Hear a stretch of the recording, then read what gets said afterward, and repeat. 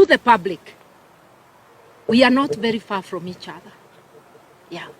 He said the report is imperfect and unhinged, but he had supported it. We will not debate over semantics. The stand of NADCO Kenya, total rejection. But we remain an integral part of Azimio, democratic coalition, where dissent. Dissenting doesn't mean disrespect. We differ with respect. Yes. We also want to comment on the weaponization of the criminal justice system. Only this week, Kenyans have witnessed, or rather been informed, of the abduction and being driven at night to Mombasa of the controller of budget, Madam Margaret Nyakango. If she has committed an offense, nobody would stop the government from doing whatever they wish.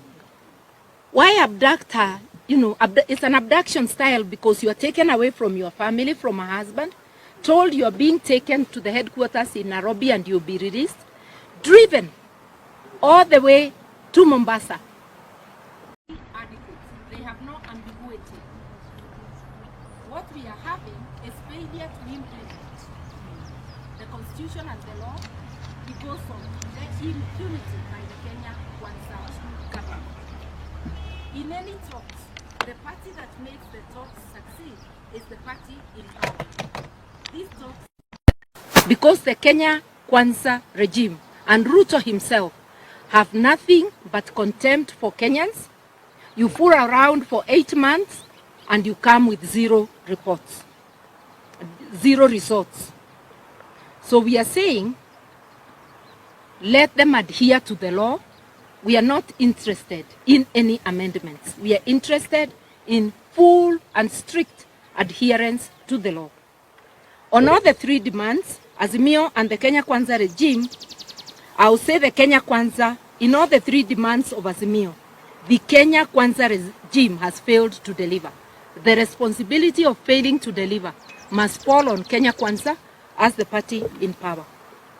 For any talks to succeed, those holding the reins of power must be willing and act in good faith.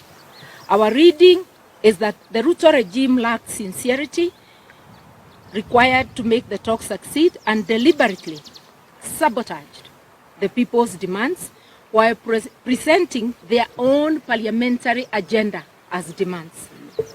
And therefore, we have an item in the NADCO report as known as constitutional amendments. Kenya Kwanza expects Kenyans to participate in a referendum hungry and without basic needs. Any proposal to us that alters the structure of government, such as the office of the Prime Cabinet Secretary or Prime Minister, or leader of official opposition, must be subjected to a referendum after full participation by Kenyans.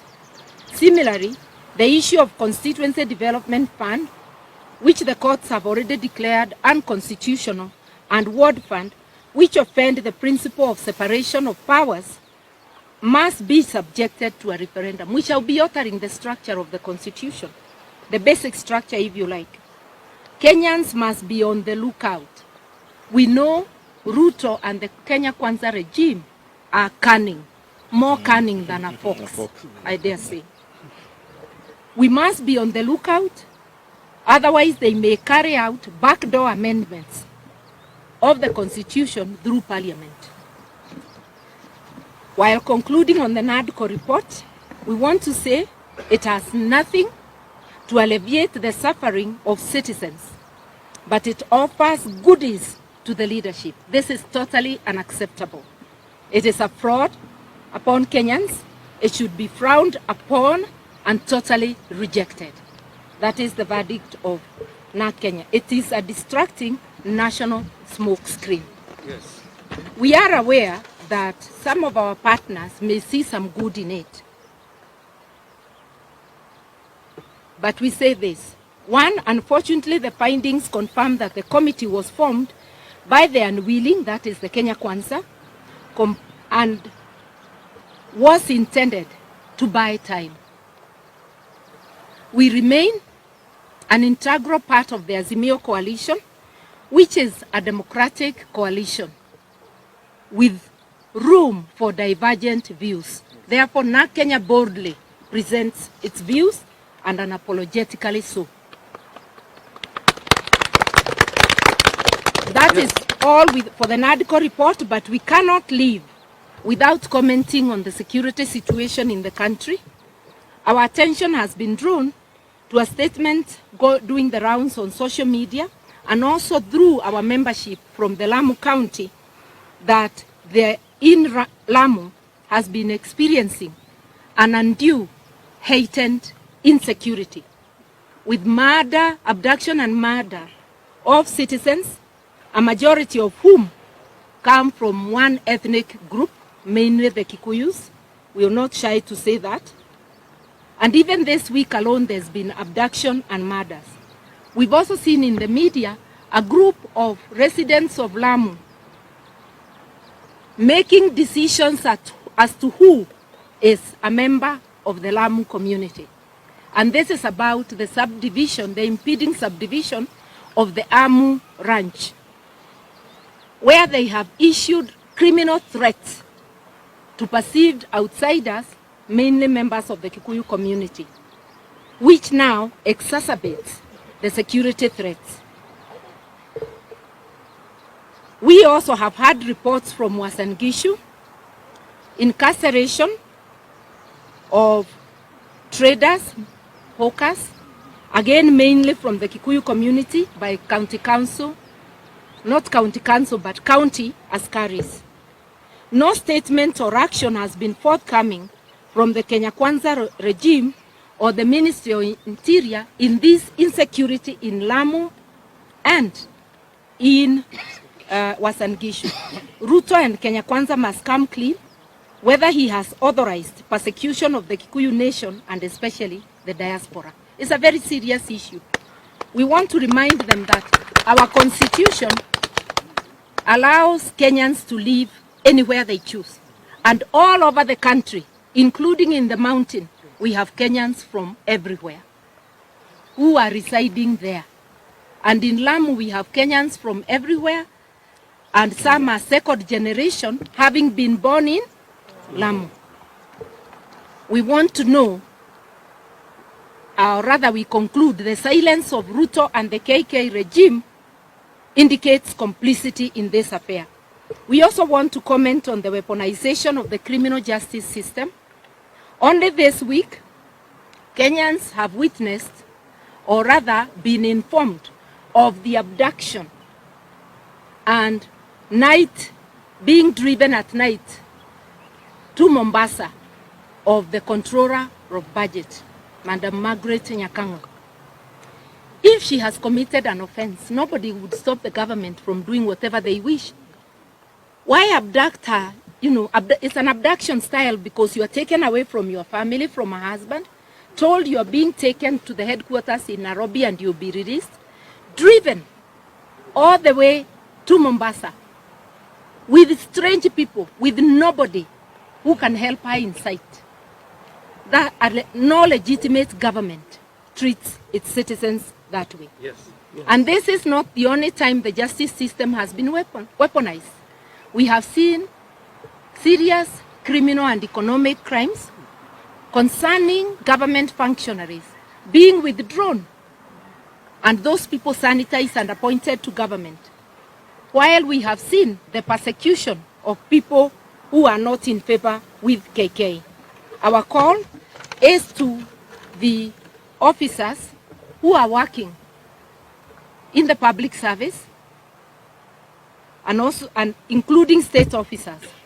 Be loyal to the Constitution, be loyal to the people of Kenya, not to the appointing authority. Yes. Any appointing authority is exercising delegated powers on behalf of Kenyans. Your loyalty must remain to Kenyans. Willing to put food on the table. There are some without shelter. There are some not knowing what to do or where to go. We call on all of us in our spirit of sharing, because Wakenya ni watu wakarimu. Let us practice sharing to the extent it is possible during this holiday season. And let us always remember residual powers are granted by the Constitution, sovereign powers to the people of Kenya. Yes. As we go over the holiday season, let us refresh, rethink anew of strategies to fight back this uncaring regime that looks like it wants to finish Kenyans. We thank you. Just a few questions here. Yeah. My name is Abdulaziz from KTC. Yeah. You have just correctly stated that not Kenya, if you as the leader, you're not supporting the report. Yeah. This is contrary to what the Azimio leader Raila Odinga in the BG meeting stated, which you were not there. Yeah. Said you were out of the country. Yeah. They said you're opposed to supporting the report as much as you were not in that particular BG meeting. So where is the difference? You're speaking from the party leader is saying this thing and you are saying this one. I have said Azimio is a democratic, Azimio coalition is a democratic institution. We have the coalition, we have constituent parties. I actually gave my apologies that morning we spoke, but I had also indicated that we are together on all fours so long as we stick to the 3 deal breakers. So to Azimio, we had already agreed that 3 issues were deal breakers. That's the position now Kenya still holds. And when I hear my esteemed leader, whom I respect, talking to the public, we are not very far from each other. Yeah. He said the Yeah. report is imperfect and unhinged, but he had supported it. We will not debate over semantics. The stand of NAC Kenya, total rejection. But we remain an integral part of Azimio, democratic coalition, where dissent. Dissenting doesn't mean disrespect. We differ with respect. Yes. Any other question? Yes? Judah from the Standard. I wanted to know what are some of those strategies that we're going to see from NAC Kenya in the days to come, pushing back on the action this government. The residual power is with the people. NAC Kenya alone can't do it, but we are willing to stake our necks. We are consulting with other Kenyans. Watch that space. Yes. Inakuja. Yes. Yeah, the last one? My name is Ruto. Yeah. It seems like the cost of living issue Yeah. does not Kenya have proposals other than what we have. But you gave The reports, Azimio reports on cost of living are well captured. And even in the statement today, we are saying the starting point would be reduce the fuel tax to where it was 8. That would have a ripple effect. Scrap the housing tax, which is but a slush fund. Even before we go to food subsidies. This country, this is not the first time Kenyans have been faced with hardship, although it is the worst, because we have an uncaring regime. We have had occasions when government has had to subsidize foodstuffs to enable Kenyans to go on. This government is not only tone deaf to the cries of Kenyans, it is taxing. I think the stage we have reached, because these are punitive taxes. Maybe in January they are preparing to tax the air we breathe. yes, yes. So this is completely ridiculous. Yeah.